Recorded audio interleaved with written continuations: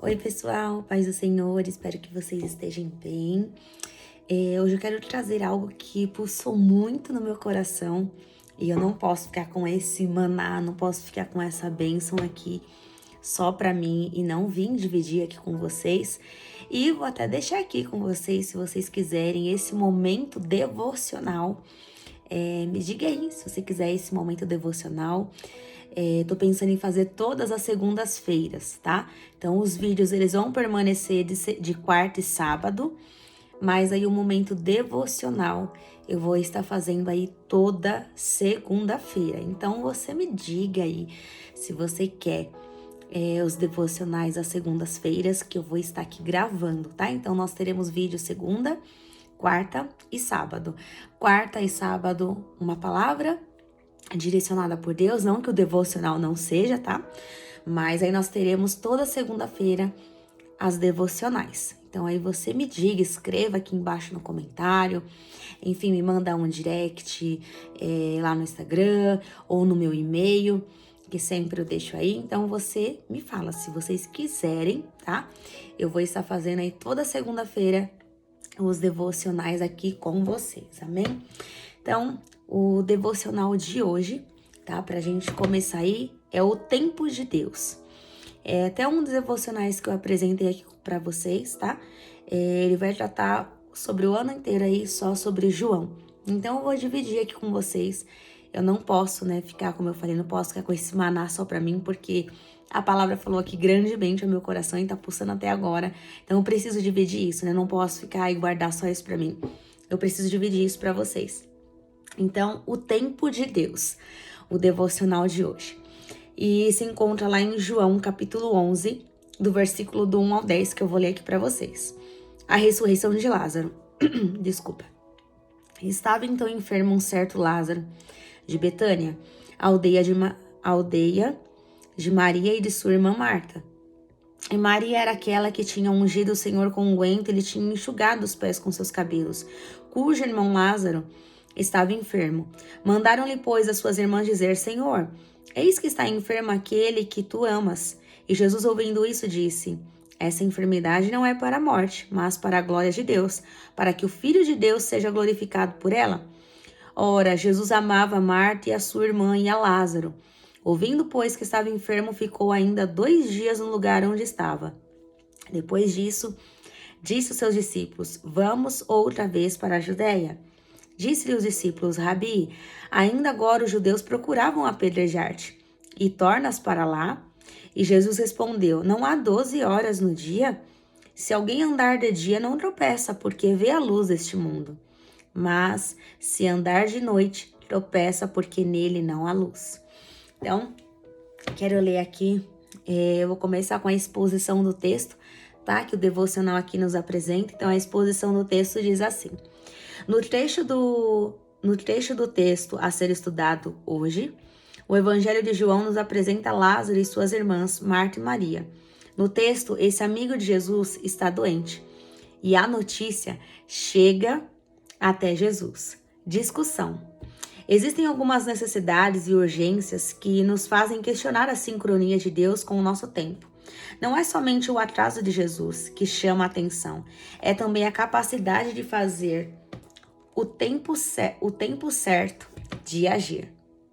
E aí eu vou dividir todas as coisas que eu fui escrevendo, eu vou compartilhando com vocês. E preste atenção nessa discussão. Jesus, ele sabe o tempo certo de fazer as coisas em nossas vidas. Muitas vezes a gente vai achar que Jesus, ele sempre está atrasado, né? Esse é o nosso pensamento e essa é a nossa atitude. Por nós não vermos as coisas acontecendo, então é mais fácil a gente dizer que Jesus, ele está atrasado. Ou que Jesus se esqueceu. Eu mesma já falei que Jesus estava atrasado, que o Senhor se esqueceu de mim. Quem nunca passou por isso, né? E não pensa, Laís, você grava tanto vídeo, tem tanta convicção, tanta certeza. Sim, eu tenho, mas há momentos que eu me pego pensando nisso, que será que Jesus se esqueceu de mim? Será que Jesus esqueceu das suas promessas? Mas não, ele não se esqueceu de nada. E ele vai chegar no tempo dele, ele vai chegar.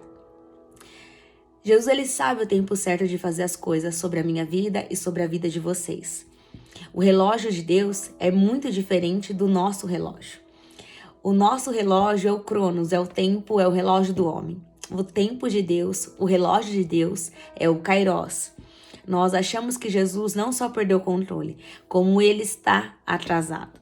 E Jesus diz: eu estou no tempo certo. Talvez nessa segunda-feira aqui é uma palavra para o teu coração que está achando que tudo está perdido, ou que Jesus esqueceu de você, ou que Jesus está atrasado, mas o Senhor está dizendo hoje: eu estou no tempo certo. Eu não me atraso, eu estou no tempo certo. E agora olha isso, ó, o objetivo vai dizer. O propósito da lição de hoje é de nos fazer confiar que Deus age no tempo certo. Ele não se antecipa e ele nem se atrasa. Então ele nem vai chegar à frente daquilo que você espera e ele também não está atrasado. Ele vai chegar no tempo certo. É claro que no meio das nossas necessidades, somos tendenciosos a desconfiar de sua intervenção, mas torna-se importante lembrar-nos do compromisso de Cristo com as obras do Pai. Deus tem um tempo certo para todas as coisas. E eu quero ler com vocês aqui Eclesiastes.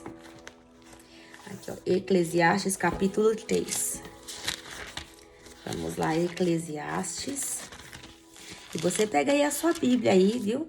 Vamos fazer esse tempo devocional. Você pega a sua Bíblia e lê junto comigo, vai acompanhando daí. Eclesiastes capítulo 3, do 1 ao 8, apenas que eu vou ler. Há para todas as coisas um tempo determinado por Deus. Tudo tem o seu tempo determinado e há tempo para todo propósito debaixo do céu. Há tempo de nascer e tempo de morrer, tempo de plantar e tempo de arrancar o que se plantou, tempo de matar e tempo de curar, tempo de derribar e tempo de edificar, tempo de chorar e tempo de rir, tempo de prantear e tempo de saltar, tempo de espalhar pedras e tempo de ajuntar pedras, tempo de abraçar e tempo de afastar-se de abraçar, tempo de buscar e tempo de perder, tempo de guardar e tempo de deitar fora, tempo de rasgar e tempo de coser, tempo de estar calado e tempo de falar, tempo de amar e tempo de aborrecer, tempo de guerra e tempo de paz. Talvez vocês não saibam aí, no versículo 7 que diz assim, tempo de rasgar e tempo de coser. Então é tempo de rasgar, né? Vou rasgar a minha blusa, óbvio que eu não vou fazer isso, né? Tempo de rasgar, mas tempo de remendar, tempo de coser, tempo de costurar, tá? Deus, ele não investe em necessidades. Deus, ele investe em propósito. Essa foi uma frase que eu ouvi do pastor Raik Carmelo, e na hora que eu vi, eu estava preparando a minha devocional e fez todo sentido, e o Senhor estava querendo dizer exatamente sobre esse texto, sobre a ressurreição de Lázaro. E o Senhor falava exatamente isso quando eu dei de encontro com essa frase, e eu já usei aqui para devocional, e fez muito sentido. Deus não investe em necessidade. Deus investe em propósito. Todos nós temos uma necessidade. Todos nós temos pressa. Por mais que Deus tenha pressa em realizar sua vontade sobre as nossas vidas, a pressa de Deus chega no tempo certo. Olha que parece que um contraditório, mas Deus, sim, ele tem pressa em realizar e em fazer as tuas obras. Só que ele é longânimo, ele é muito paciente no trabalhar sobre as nossas vidas. Aquilo que nós precisamos será aperfeiçoado. E 2 Pedro, vamos lá, 2 Pedro, capítulo 3, versículo 8, e vai dizer assim, 2 Pedro, capítulo 3, versículo 8, diz assim: Mas, amados, não ignoreis uma coisa, que um dia para o Senhor é como 1000 anos, e 1000 anos como um dia. Então, o dia de hoje que eu estou gravando já estava escrito na eternidade. Para mim, pode ser um dia, mas esse dia se passou 1000 anos dentro desse dia. Então o Senhor já sabia desse dia, o Senhor já sabia que eu estaria aqui gravando esse vídeo, que essa palavra estava queimando meu coração e estava pulsando, eu precisava aqui trazer e compartilhar para vocês. Então, nos 1000 anos de Jesus, tudo já aconteceu na sua vida, dentro desse um dia. Então, dentro desse um dia, se passaram 1000 anos para Deus. Então, dentro do nosso dia de hoje, se passaram 1000 anos. A própria palavra vai dizer, né, que quem poderá compreender a mente do Senhor? Quem poderá compreender a mente do Senhor? Ninguém pode compreender. E aqui eu vou ler novamente, mas amados, não ignoreis uma coisa, que um dia para o Senhor é como 1000 anos, e 1000 anos como um dia. Então, no tempo do Senhor, tudo já aconteceu, tudo está escrito no livro da vida. Nós vamos agora para o contexto. Ao mesmo tempo em que enfrenta a hostilidade por parte dos judeus, Jesus encontra refrigério em Betânia, por meio da vida de seu amigo Lázaro e suas irmãs. Mas a notícia da enfermidade de Lázaro parece não comover Jesus, que mesmo sabendo que seu amigo morreria, não se desloca para socorrê-lo. O texto ainda faz questão de apresentar Maria como aquela que derramou perfume nos pés do Senhor. Como se Cristo, presta atenção nisso, como se Cristo devesse ter uma espécie de dívida de gratidão para com essa família. Somente 2 dias após a notícia, Jesus decide ir até Betânia, chegando aparentemente, olha só, aparentemente tarde demais. Nesse contexto, teologicamente, tá? Teologicamente falando, no terceiro dia, que era isso mesmo, tá? Ao terceiro dia, todo morto, ele ressuscitava. Ao terceiro dia, todo morto, ele ressuscitava. E Jesus, sabendo disso, tá? Ele ouviu a notícia e continuou conversando com os seus discípulos. E sendo que os discípulos, talvez eles olharem, talvez acho que eles ficarem indignados. Como que o próprio amigo dele, mas Lázaro não era amigo dele? E era para ele estar apavorado. Quem está apavorado? Jesus. Talvez na cabeça dos discípulos passavam isso, né? Eu tô aqui conjecturando. Talvez eles pensavam isso, mas Lázaro não é amigo de Jesus. Não era para ele estar aqui, era para ele estar apavorado, desesperado, e era para ele sair correndo e salvar o próprio amigo dele. Mas o céu não entra em desespero. Eu e você, nós ficamos desesperados. Eu e você ficamos apavorados. Mas o céu, Jesus, não está desesperado. Se tudo ao nosso respeito está escrito no livro da vida, por que nós vamos ficar apavorados? E eu quero ler com vocês Salmos 139. Sim, eu vou ler aqui o Salmo 139 aqui para vocês. Salmo 139. E diz assim: a onipresença e a onipotência de Deus. Senhor, tu me sondas e me conheces, tu conheces o meu assentar e o meu levantar. De longe entendes o meu pensamento, cercas o meu andar e o meu deitar e conhece todos os meus caminhos. Sem que haja uma palavra na minha língua, eis que o Senhor tudo conheces. Tu me cercastes em volta e puseste sobre mim a tua mão. Tal ciência é para mim maravilhosíssima, tão alta que não posso atingir. Para onde me irei do teu espírito, ou para onde fugirei da tua face? Se subir aos céus, tu aí estás. Se fizer no céu a minha cama, eis que tu ali estás também. Se tomar as asas da alva e se habitar nas extremidades do mar, até ali a tua mão me guiará e a tua destra me susterá. Se disser de certo que as trevas me encobrirão, então a noite será luz à roda de mim. Nem ainda as trevas me esconderam de ti, mas a noite resplandece. Como o dia, as trevas e a luz são para ti a mesma coisa. Pois possuístes o meu interior, entreteceste-me, me desculpa, gente, me perdoe, no ventre de minha mãe, e eu te louvarei, porque de um modo terrível e tão maravilhoso fui formado. Maravilhosas são as tuas obras, e a minha alma o sabe muito bem. Os meus ossos não te foram cobertos quando no oculto fui formado, entretecido como nas profundezas da terra. Os teus olhos viram o meu corpo ainda informe, e no teu livro todas essas coisas foram escritas, as quais iam sendo dia a dia formadas quando nem ainda uma delas havia. E quão preciosos são para mim, ó Deus, os teus pensamentos, quão grande é a soma deles, se os contasse seriam em maior número do que a areia. Quando acordo, ainda estou contigo, ó Deus. Tu matarás de certo o ímpio?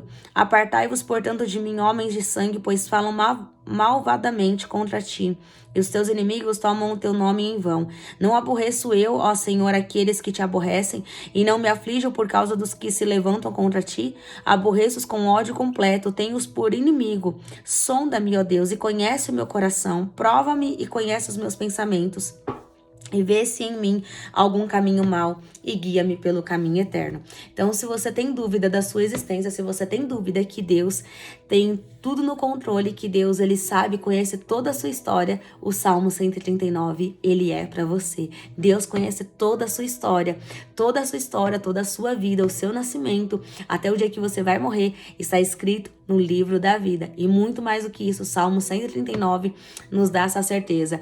Para onde nós vamos fugir da presença do Senhor? Ele conhece todo o nosso andar, ele conhece tudo, nosso pensar. A própria palavra vai dizer que a palavra nem me chegou à boca e ele já sabe o que eu vou pedir, ele já sabe o que eu vou falar. Isso é maravilhoso. Então, nada apavora Deus. Jesus confunde a mente humana e diz: eu vou chegar amanhã, porque se eu chegar hoje, o meu nome não vai ser glorificado. E em 1 Coríntios, olha só. 1 Coríntios capítulo 1, 27, diz assim. 1 Coríntios capítulo 1, versículo 27. Mas Deus escolheu as coisas loucas deste mundo para confundir a sábia. E Deus escolheu as coisas fracas deste mundo para confundir as fortes. As fortes, as pessoas que estavam ali já sabiam disso. As pessoas que estavam ali sabiam que ao terceiro dia Lázaro poderia ressuscitar e qualquer morto poderia ressuscitar. E Deus, querendo confundir a mente humana, né, falou: eu vou chegar no tempo certo, eu vou chegar no quarto dia, para confundir a todos. Que esperança tinha ao quarto dia para Lázaro ressuscitar? E quando Lázaro vai chegar, suas irmãs ainda vão dizer: se tu estivesse aqui, meu irmão não teria morrido. Se tu estivesse aqui, o meu irmão não teria morrido. Em outras palavras, por que você saiu daqui? Ficou o tempo todo conosco e por que você não permaneceu aqui? Por que você não veio no tempo e na hora que nós mandamos te chamar? Meu irmão não era para estar ali dentro, meu irmão não era para estar ali dentro, sepultado, era para o meu irmão estar aqui. Só que Jesus, ele para confundir a mente de todos, sabe? Jesus, ele confunde tudo. É algo que eu até comentei no estudo. Você tem que fazer teologia, você precisa estudar para poder conhecer a palavra. Mas e se Deus quiser te usar sem teologia, ele vai te usar sem a teologia, e você pode ter certeza absoluta disso. Para confundir a mente humana daqueles que acham que sabem, acham que tem poder, acham que sabe das leis de trás para frente, sabe de tudo. Deus faz isso. Não foi isso que Deus fez com Davi? Pegou um menininho atrás das malhadas e tornou o quê? Rei. Ele tinha sim experiência de pasto, ele tinha. Mas ele pegou alguém que era rejeitado até mesmo dentro da sua família e tornou um rei. É isso que Deus faz. Deus confunde a mente humana. Os médicos podem estudar e não estou aqui dizendo, tá? E nem anulando essa profissão tão linda que eu vou compartilhar aqui algo com vocês de um sonho que eu tive que abrir mão. E a medicina para mim é linda, é linda. Só que a medicina perto do Senhor, ela é muito limitada. A ciência está descobrindo coisas que a palavra já nos diz. Então a ciência, ela sim, eles são limitados, os médicos, eles são limitados. Deus conhece tudo. Os médicos dizem: é câncer, vai morrer, não tem mais chance. E Deus vai lá e muda todo o laudo, ele opera aquela pessoa. Deus opera essas maravilhas, seus milagres, e aquela pessoa vive e surpreende os médicos. E assim sucessivamente com cada área. Às vezes você não tem faculdade, você fica tão bitolado aí que precisa ter uma faculdade. E Deus não precisa disso. Deus não precisa do governo para poder te abençoar financeiramente. Deus não precisa das estatísticas para poder te abençoar, do dólar, enfim, de nada para poder te abençoar. Deus só precisa do seu coração reto, ele só precisa que você confie no tempo dele, ele só precisa que você descanse no tempo dele, porque no tempo dele tudo é perfeito, no tempo dele tudo vai acontecer. E eu sim, eu sou prova viva disso, que no tempo do Senhor tudo acontece, tudo começa a se mover, tudo começa a andar, tudo começa a caminhar para se achegar até a promessa, até aquilo que Deus prometeu para a sua vida. E olha isso, que me chamou muita atenção. O texto ainda faz questão de nos apresentar Maria como aquela que derramou perfume nos pés do Senhor, como se Cristo devesse ter uma espécie de dívida de gratidão para com essa família. Maria, que é aquela, né, que vai falar que derramou unguento, né, derramou óleo nos pés do Senhor, o texto vai nos apresentar aqui como se Jesus devesse alguma coisa para aquela família, por ela ter se derramado. Em outras palavras, por você ser dizimista, por você ser ofertante, por você servir na casa do Senhor, por você fazer a obra. Muitas das vezes a gente acha que Jesus tem obrigação de chegar no nosso tempo, na nossa hora, como se Jesus devesse alguma coisa para nós, que ele tem que fazer. Nós colocamos Jesus na parede como você tem que fazer agora e pronto, e a gente traça um plano, a gente traça um plano para o Senhor, o projeto, e entrega nas mãos do Senhor e fala, faz assim, porque se o Senhor fizer assim, tudo vai dar certo. Mas esse é a nossa mente humana, totalmente fraca e caída, totalmente limitada. Mas o Senhor, ele não é limitado, ele é ilimitado. E olha só, algo que o Senhor ministrou muito forte no meu coração. O fato de termos aceito Jesus, como eu falei, servir e dar dízimos e ofertas, não nos dá o direito de requerer nada de Jesus. Deus não deve nada para ninguém. E isso é verdade. Quando ele promete, ele cumpre, ele não deve nada para ninguém. Deus não despede ninguém de mãos vazias, mas olha isso. Uma coisa é a gratidão e a outra é a obrigação. A obrigação por eu ser abençoado me leva na condição de escravo. Eu fui ajudado, agora eu preciso ajudar. Isso se chama prisão gospel. Já viu aquela coisa, uma pessoa te abençoar e você ficar naquela cisma, naquela preocupação, naquela agitação na sua alma, no seu coração, que você precisa devolver e retribuir aquela pessoa que te abençoou? Isso no mundo, na cultura do mundo, na sociedade, é isso. Se você abençoa uma pessoa, se você me abençoa, eu tenho que te abençoar, eu tenho que te retribuir da mesma forma, até mais. Mas no reino de Deus, você me abençoa e na cultura do reino eu não preciso abençoar você. Eu posso abençoar outra pessoa, que enquanto eu estou abençoando outra pessoa te abençoa. Jesus te abençoa, Jesus vai me abençoando. É reino é movimento. Não é porque ou eu abençoei alguém que aquela pessoa tem que se sentir obrigada em me abençoar. Isso é obrigação. E aqui o texto é muito claro. É como se Jesus tivesse a obrigação de ajudar uma pessoa do qual se derramou aos pés dele. Mas Jesus, enquanto estava sendo abençoado e preparado para a sua morte, ele estava abençoando outras pessoas, outras vidas. E sim, alguém ia poder estar ali abençoando a família de Lázaro. Então, entenda algo, não se sinta obrigado e nem na obrigação de quando você for abençoado, ter que abençoar essa mesma pessoa. Óbvio, é muito legal, né? É bênção. A Bíblia vai dizer que é melhor dar do que receber. Óbvio que a gente quer abençoar, quer retribuir o que as pessoas fazem por nós. Mas o Senhor é que vê as intenções do nosso coração. Então não queira abençoar a mesma pessoa que te abençoou com aquela cisma no teu coração. Eu preciso abençoar, preciso fazer algo por aquela pessoa que tanto me ajudou. Sim, isso é louvável, só que o nosso coração não tá palpitando por gratidão, e sim pela obrigação. Eu preciso fazer. Isso se chama obrigação. É cadeia gospel. É obrigação. Obrigação não dá. Então, seja grato. Se você foi abençoado, Deus usou a vida daquela pessoa para poder te abençoar. Vai abençoar outra pessoa. Reino é movimento. Reino, ele se move a todo momento, a todo instante. Então, não se sinta na obrigação de abençoar quem te abençoou, mas seja grato abençoando outras pessoas. Seja grato. Seja grato. E a conclusão, ela vai dizer assim: talvez um de nossos maiores desafios seja o de acreditar que Deus está tão atento às dificuldades dos seus, que no momento certo Ele fará o que pretender. É difícil confiar no tempo de Deus quando o que é urgente está diante dos nossos olhos, e o perigo é trocar a glória de Deus pela urgência do milagre. Jesus não está caminhando ocasionalmente, Ele está seguindo o caminho do projeto do seu Pai. Por isso, ainda que Ele não responda em nosso tempo, Ele responderá no tempo de Deus, o Pai. Então, eu falo aqui novamente, Deus não investe em necessidades, Deus investe em propósito.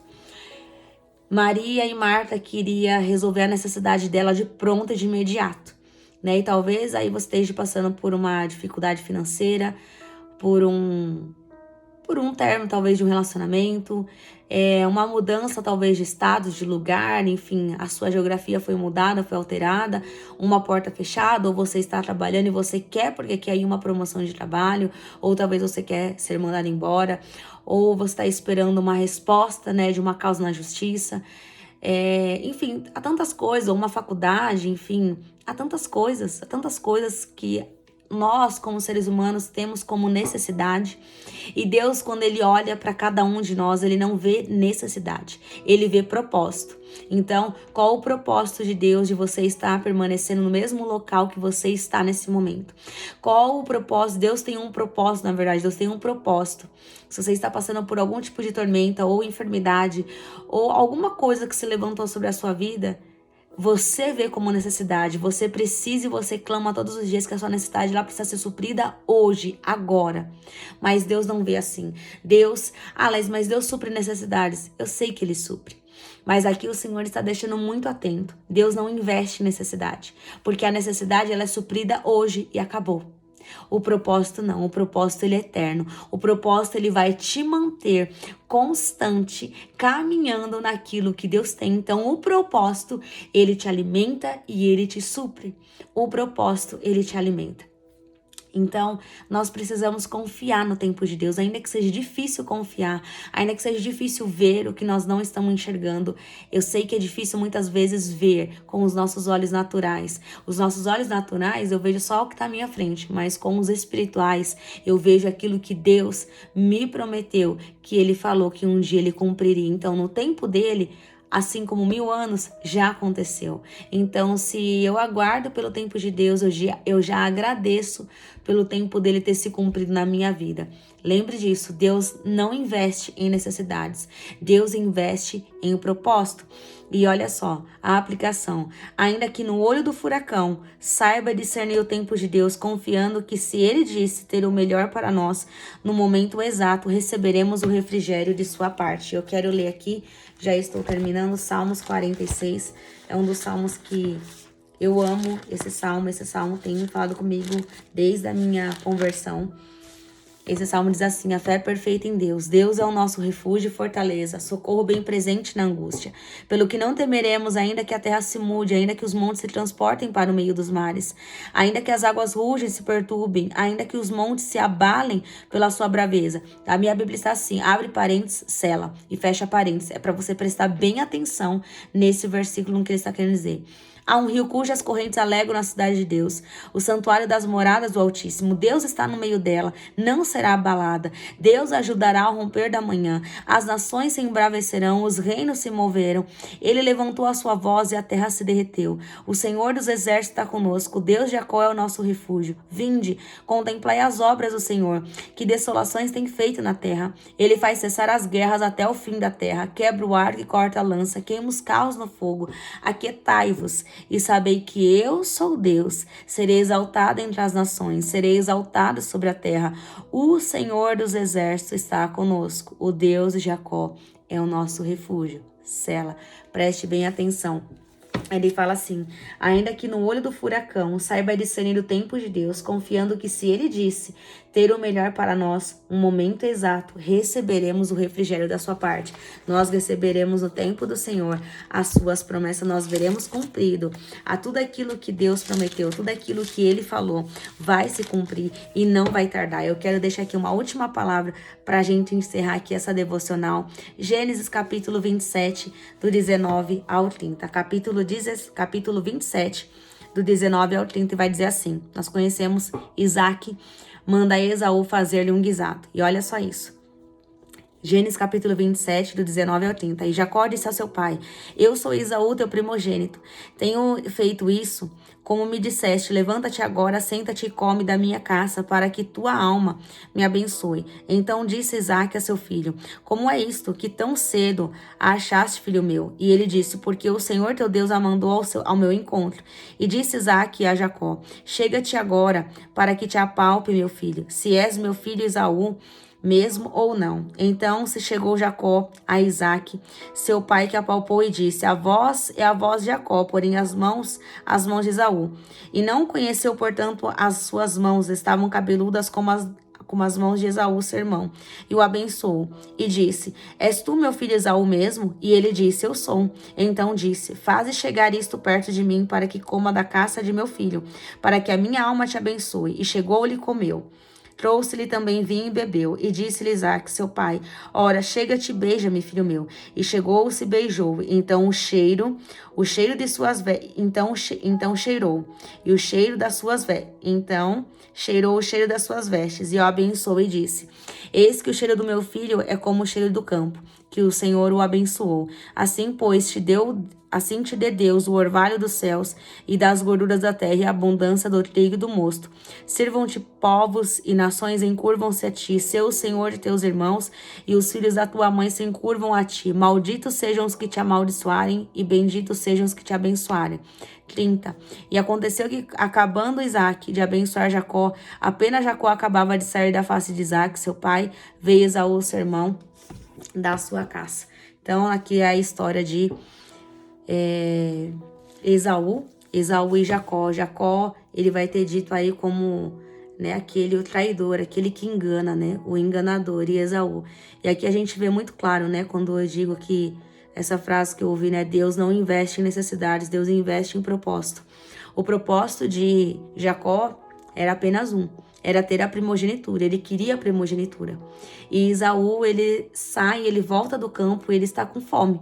E ele vende a sua primogenitura pela necessidade de matar a sua fome naquele momento. Ele vende o seu propósito, ele vende a sua primogenitura por um prato de comida.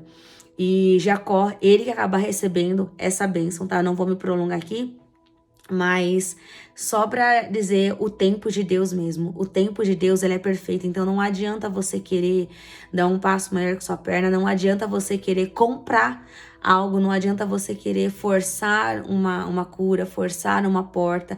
Não adianta querer estar em lugares do qual o Senhor, ele tem preparado para você. Só que ainda não é tempo, você ainda não está maduro. O Senhor está te aperfeiçoando, está te amadurecendo para você chegar no tempo certo e viver a história linda e abundante que Deus preparou e reservou para a sua vida. Então, não seja como Jacó, não seja um apressado, não queira comer as coisas fora do tempo, não queira viver as coisas fora do tempo do Senhor, porque há uma consequência, há um preço a ser pago. Não adianta, fora do tempo do Senhor não tem alegria, não tem paz, não tem sucesso. Fora do tempo do Senhor não há abundância, não há riquezas, não há alegria perpétua. Mas quando você vive o tempo do Senhor, você desfruta de uma paz, de uma alegria, de um refrigério que só Ele pode te dar e ninguém pode te dar. Então não queira se apresentar enquanto Deus não te apresentar. Saiba esperar o tempo de Deus, não coma os pratos, as migalhas que o diabo te oferece, porque isso, a única pessoa que vai sofrer, a única pessoa que vai sofrer com tudo isso é você mesmo. Então saiba esperar o tempo do Senhor, saiba esperar o tempo dele, saiba esperar quando o Senhor te direcionar, quando o Senhor te guiar, porque viver o tempo do Senhor, você vive em obediência, você vive as promessas. Todo aquele que obedece em viver o tempo do Senhor, recebe das bênçãos do Senhor. E eu sou prova viva disso, eu tenho aqui compartilhado e testemunhado na vida de vocês. Então, Deus não investe em necessidades, Deus investe em propósito. Então, não seja um Esaú de querer, não seja um Esaú a tal ponto, né, de querer vender aquilo que Deus te prometeu para você colher o tempo certo, ser um apressado que nem Jacó e chegar lá na frente, né? Não faça isso. Saiba esperar o tempo de Deus, saiba esperar o tempo certo de Deus para a sua vida, porque quando o tempo certo chegar do Senhor, você vai se alegrar tanto. Você vai se alegrar tanto e você vai ver quanto valeu a pena esperar o tempo do Senhor. Sabe por quê? Deus não quer que você dê a glória. Deus não quer que você fique agradecendo a homens. Ele quer que a glória seja somente dele. Por isso que Jesus, ele vai chegar no tempo e na hora certa para ressuscitar Lázaro. Porque a glória tinha que ser dada somente ao Pai e não aos homens. E não aquilo que a cultura dizia, que ao terceiro dia toda e qualquer pessoa poderia ressuscitar. Deus vai chegar, Jesus vai chegar no quarto dia para confundir a mente humana. Você tá achando que Deus esqueceu da sua história? Você tá achando que Deus esqueceu tudo aquilo que Ele te prometeu? Não, assim o Senhor está dizendo, eu não esqueci daquilo que eu te prometi, tudo aquilo que eu falei, eu vou cumprir no meu tempo e na minha hora. Apenas descanse no meu tempo, descanse na minha presença, porque tudo que eu tenho reservado e preparado daquilo que eu falei e eu prometi sobre a tua história, sobre a tua vida, acerca de você, eu vou cumprir, mas no meu tempo. Apenas descanse o coração, porque quando você menos esperar, o Senhor, ele está chegando. Para Marta e Maria, na cabeça delas, na concepção delas, Jesus não ia chegar. E quando ele chegou, elas ainda falaram: eu sei que o meu irmão há de ressuscitar, né, na ressurreição dos mortos. Mas Jesus, todo momento que estava ali com ele, Jesus estava falando da ressurreição dele. E todo aquele que crê em Jesus, ainda que esteja morto, viverá. Então, se tu creres, verá a glória de Deus. Se tu creres, você viverá o tempo do Senhor. Se tu creres, tu viverás as promessas, os milagres que Deus tem para realizar na sua vida. Então, saiba viver o tempo de Deus. Espere pelo tempo de Deus, ainda que doa nessa espera. Mas essa espera nós estamos crescendo, nós estamos amadurecendo. Nessa espera, o Senhor está nos aperfeiçoando para viver o propósito. Porque quem espera pelo tempo de Deus não vive por uma necessidade, mas quem espera o tempo de Deus vive confiando e andando por um propósito, sabendo que todas as coisas estão cooperando para o bem daqueles que servem a Deus. Todas as coisas cooperam para o nosso bem. Então, pare de andar por uma necessidade e comece a andar por um propósito. Quando você caminha por um propósito, você começa a viver coisas no extraordinário, ainda vivendo no ordinário, nas coisas corriqueiras do dia a dia. Amém? E aqui eu termino essa devocional sobre o tempo de Deus e que o Senhor ele possa te abençoar aí ricamente e que você possa crescer aí cada dia mais, conhecendo a palavra, na graça, na sabedoria e no conhecimento do Senhor. E mais uma vez eu digo aqui, se você quer todas segundas-feiras o devocional, eu vou estar trazendo aqui toda segunda-feira os devocionais, sem óbvio, né, eliminar as quartas-feiras e os sábados que nós teremos aqui a palavra direcionada por Deus e óbvio, né, aí a devocional toda segunda-feira. Então, eu conto aqui com a sua participação, deixa aqui embaixo aqui o seu pedido de oração, mas também deixa aqui se você quer todas as segundas-feiras ter aqui a devocional. Então escreva aí, ó, eu quero devocional toda segunda-feira. Amém? Então se inscreva no meu canal se você ainda não é inscrito, compartilhe essa mensagem para outras pessoas que possam aí crescer e aprender mais da palavra do Senhor e ativa o sininho. Todas as quartas e sábados nós teremos aqui a palavra. E se você quiser aqui, toda segunda-feira nós teremos aqui a devocional. Eu espero que você pegue aí seu caderno, a sua Bíblia, seu papel, seu lápis, sua caneta, seu caderno e venha aqui aprender junto para que possamos aqui crescer na graça, na sabedoria e no conhecimento do Senhor. Amém? E é isso, pessoal. Fiquem na paz do Senhor, que Deus te abençoe e te guarde, que Deus faça resplandecer o rosto dele sobre você e te conceda a paz. Em nome de Jesus, espere. O tempo de Deus é perfeito. Ele não se atrasa e nem se adianta. O tempo de Deus é perfeito. Ele vai chegar no tempo certo na sua vida e na sua história. Deus te abençoe. Fiquem na paz do Senhor.